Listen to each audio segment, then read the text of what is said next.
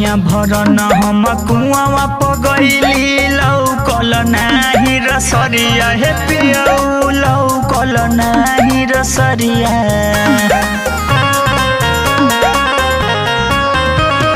पनिया भरन हम कुआवा पगैली लौकल नाही रसरिया हे पियऊ जोरत बा रखले रही चूल्ही